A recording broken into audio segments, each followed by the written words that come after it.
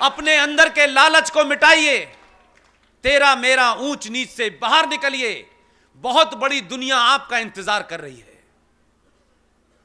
आप जिनके बारे में पढ़ते नहीं हैं, सुनते नहीं हैं, आप सिर्फ यहीं के अखबार पढ़ते हैं, तो आपको लगता है सब कुछ निराशाजनक है। पूरी दुनिया में, पूरे यूरोप के अखबार पढ़िए, खुल्लम खुल्ला वो लोग ये कहते हैं कि अगर पूरी दुनिया में कोई एकमात्र देश है जो इस्लामिक आतंकवाद का खात्मा कर सकता है, उसका नाम है भारत।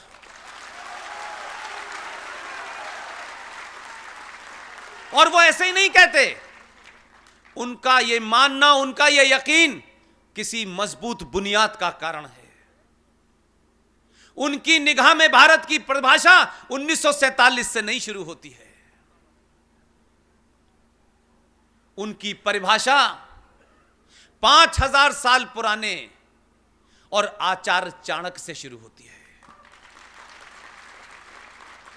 इसलिए जब आप तस्वीरें बदलते हैं तो पहले जहन बदलता है, फिर समाज बदलता है, फिर सत्ता बदल जाती है।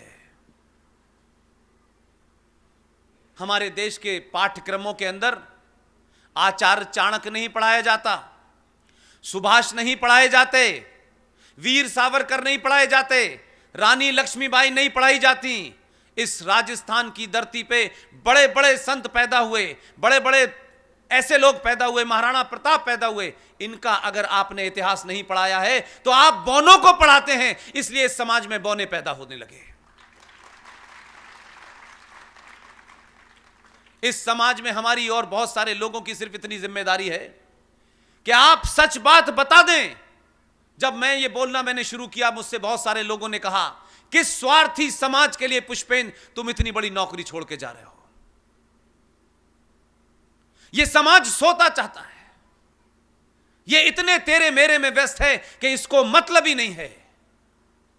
ये हजारों वर्गों में बटा हुआ है। मैंने कहा ना मैं किसी को जगाने की मुझ में हिम्मत है, ना मैं जगाने जा रहा, लेकिन जाने से पहले अपने दामन पे मेरे कोई दाग ना लगे और ये रहे कि मैं चला जाऊं तो ये समाज ये ना कहे कि जो बात इस आदमी को पता थी किसी लालच के कारण इसने नहीं बताई है।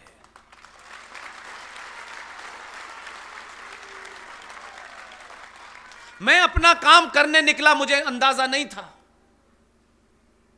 मैं शुरू में बहुत मायूस था, लेकिन यकीन मानिए पहले स्पीच जो 3 साल पहले दी और आज तक हर दिन मेरा विश्वास करोड़ों गुना बढ़ जाता है कि आखिर यह समाज जो 1000 साल तक लड़ा ही नहीं, शब्दों से भी प्रतिकार नहीं करने की इसकी क्षमता थी, तब मुझे लगा कि शायद हजारों करोड़ों संगठन जो दावा करते हैं पूरे देश में कि वो राष्ट्र को जगाने का काम कर रहे हैं, मैं कहता हूं आप ईमानदारी से काम नहीं कर रहे। ये समाज भी वही है और मैं भी आपके बीच से आया हूं। क्या वजह है कि 10-12 लोग बिना किसी राजनीतिक दल से, बिना किसी संगठन के पूरे देश में 80-80 साल के मेजर जनरल जीडी बख्शी जब बोलते हैं तो करोड़ों की तादाद में लोग बात उनकी सुनते हैं। अगर 80 साल का और 60 साल का बुजुर्ग जिसके जीवन में कोई अब निजी स्वार्थ नहीं है, उनके जीवन में न कुछ प्राप्त करने की आकांक्षा है और न इच्छा है, जब आप अपने स्वार्थ से ऊपर उठ के कुछ काम करते हैं, मैं मानता हूं इस समाज को सिर्फ थोड़ी सी बात करने की जरूरत थी। हमने 70 सालों में बात ही नहीं की और अब लोग बात कर रहे हैं तो हम आपको तो एक कप चाय भी नहीं पिला सकते माय डियर। लेकिन आप मुझे इसलिए नहीं सुनने आए हैं कि मैं आपको कुछ दे सकता हूं। अब आप इतिहास की भूल को ठीक करने आए हैं। इसलिए आपके संविधान में 20 ऐसे फ्रॉड किए गए, दिन की रोशनी में किए गए। आप बोले नहीं, आपने सवाल नहीं उठाया। और हमारा समाज मर्यादा पुरुषोत्तम राम के बारे में सवाल उठा सकता है, माता सीता के बारे में सवाल उठा सकता है, और हमारा स्वार्थ समाज, आपको एक घटना बताऊंगा तो आपको ताज्जुब लगेगा, और तब मुझे लगता है कि जो हमारा हश्र हुआ है वो किसी इसलिए नहीं कि दुश्मन मजबूत था, इसलिए कि नहीं हम स्वार्थी थे। दिल्ली यूनिवर्सिटी जो भारत की नाक है, भारत की सत्ता के नीचे है, वहां पे हर छोटी बड़ी घटना पूरे देश में जाती है। आपका सोना, आपका स्वार्थी होना, और जो आपके दुश्मन थे उनके एजेंडे को वो पूरा कर रहे थे, इसलिए कभी इसकी चर्चा नहीं हुई। हम तो छोटी छोटी बात पर बड़ा सवाल खड़ा कर देते हैं। हमारे यहां चर्चाएं बहुत होती हैं, लेकिन मैं ये बात इसलिए साझा कर रहा हूं, 1000 साल के बाद इस प्रकृति ने आपको एक मौका दिया है, बिना किसी कंफ्यूजन के ये पूरी भागीरथ जो चल रही है रुकनी नहीं चाहिए। दिल्ली यूनिवर्सिटी का बीए का कोर्स, दिल्ली यूनिवर्सिटी में बीए का कोर्स, यह किसी मदरसे में, किसी प्राइवेट स्कूल की घटना नहीं है। दिल्ली यूनिवर्सिटी से महान महान लोग राजनीति में गए हैं, देश भर में गए हैं। दिल्ली यूनिवर्सिटी के बीए के कोर्स में अब से मात्र 10 साल पहले तक जो पढ़ाया जाता था वो सुन नहीं सकते आप, लेकिन उस बीए के कोर्स में 10 साल में कम से कम 10,000 सनातनी बच्चे पढ़ के निकले होंगे। लेकिन किसी ने अपने घर पे चर्चा नहीं की, किसी ने इस बात को इशू नहीं बनाया, क्योंकि हमें डिग्री चाहिए, डिग्री लेने के बाद सीईओ बनना है। इस देश की रक्षा तो कुछ गरीब गुरबों का काम है, वो ही करेंगे। बीए पास का कोर्स में दिल्ली यूनिवर्सिटी में पढ़ाया जाता था अधिकृत तौर पे। ना यूजीसी ने सवाल खड़ा किया, ना काले कोट के जज साल ने कभी सवाल पूछा। बीए पास के कोर्स में दिल्ली यूनिवर्सिटी में पढ़ाया जाता था कि माता सीता रावण की छींक से पैदा हुई थी, भगवान राम के भाई लक्ष्मण के सीता जी से नाजायज संबंध थे।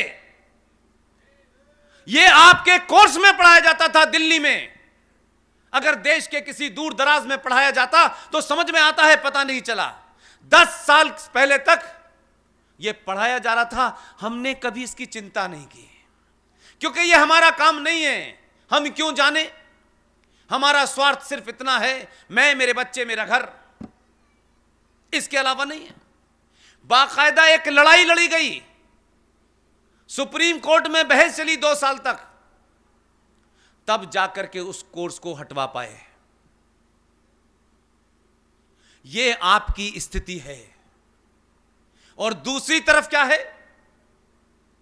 जो आपको चुनौती दे रहे हैं और आप उनकी चुनौती को स्वीकार नहीं कर पा रहे हैं, क्योंकि हम समझते हैं कि सारा काम सत्ताओं का होता है।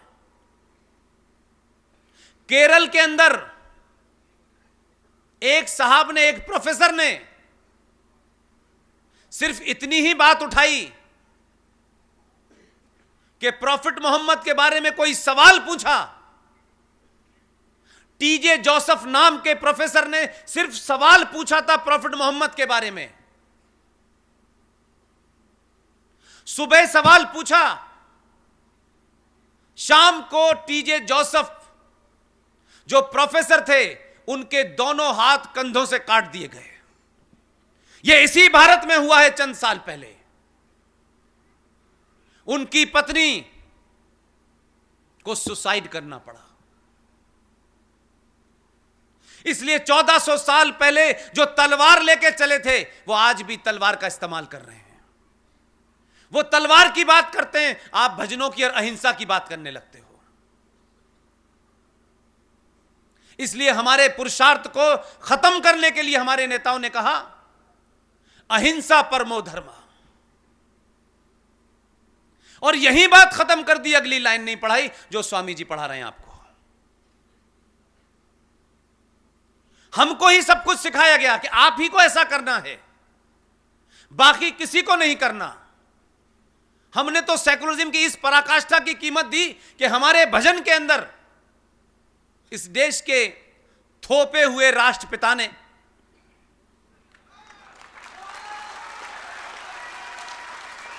उन दो लाइनों को जोड़ करके दो लाइनें उसमें घुसेड़ दी और कहा कि हमको कहना है ईश्वर अल्लाह तेरो नाम सबको सम्मति दे भगवान। यह उस ओरिजिनल भजन की लाइन ही नहीं है, लेकिन सेकुलरिज्म का बुखार था कि आपके राष्ट्रपिता ने कहा कि इनको लगाओ। आपने पहचान छोड़ी, तिलक छोड़ा, चोटी छोड़ी, धोती छोड़ी, सब कुछ छोड़ दिया और आपके संविधान में वो धाराएं बना दी गई कि इस देश में मुसलमान हो, सिख हो, पारसी हो, जैन हो, बौद्ध हो, उनको अपने धर्म ग्रंथों का अध्ययन करने और कराने का अधिकार है, लेकिन हिंदुओं को अपने धर्म ग्रंथ पढ़ाने की इजाजत नहीं है। आपको यह भी नहीं पता, इससे आगे एक और बात है। आपसे कहा गया कि आप अपने मंदिर पे, वो केरल हो, महाकाल हो, काशी हो, मथुरा हो, जो भी चढ़ावा आप अपने भगवान के ऊपर चढ़ाते हैं, 10 पैसे से लेकर के 10 लाख रुपए तक,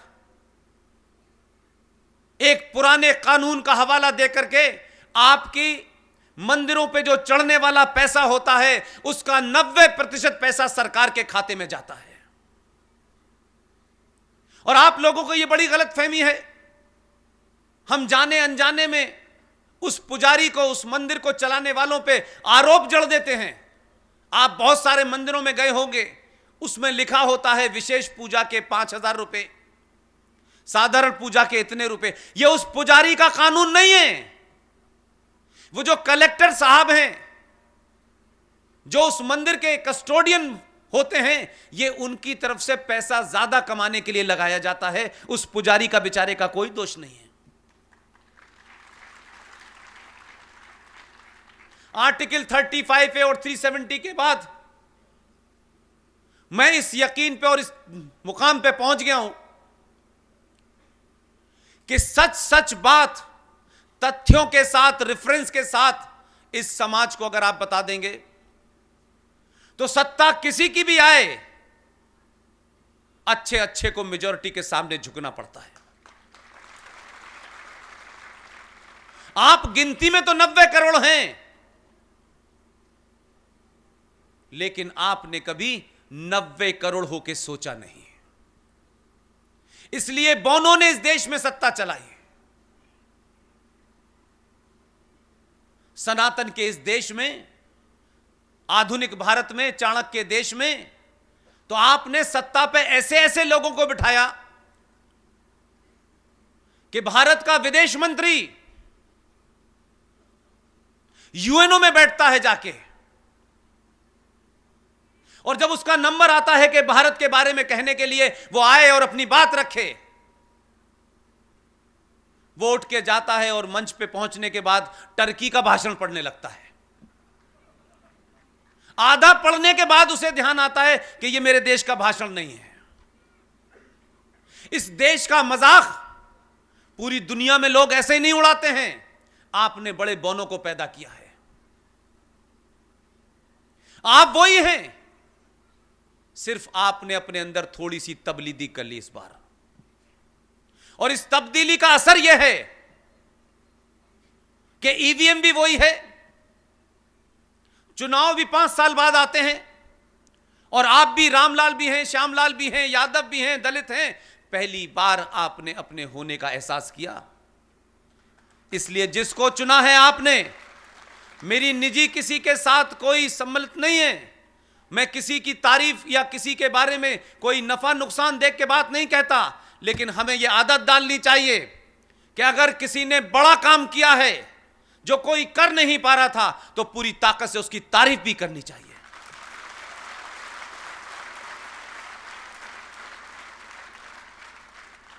ये जो धरने प्रदर्शन हो रहे हैं, ये अभी लंबे चलने वाले हैं। इसके पीछे के मूल को समझिए। बहुत सारे लोग, जब भी मैं मंच पे आता हूं, कुछ ना कुछ मुझे सजेशन देते हैं। बहुत लोग कहते हैं घर वापसी पे बोलिए आप। सनातन के मानने वालों, जो घर से चला गया है उसे चले जाने दो। जिस दिन समझ में आ जाएगा, बगैर बुलाए आ जाएगा।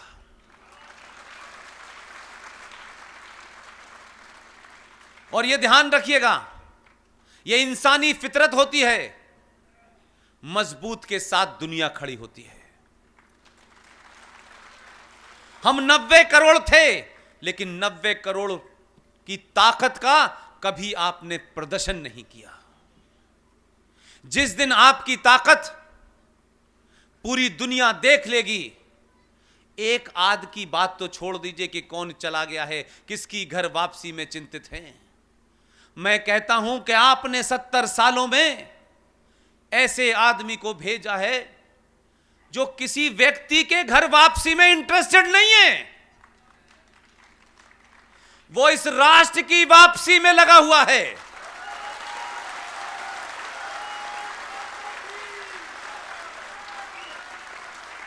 जिन लोगों ने धरना दे रखा है, जो नारे लगा रहे हैं, यकीन मानिए ये धरना खत्म नहीं होगा, कई साल चलने वाला है।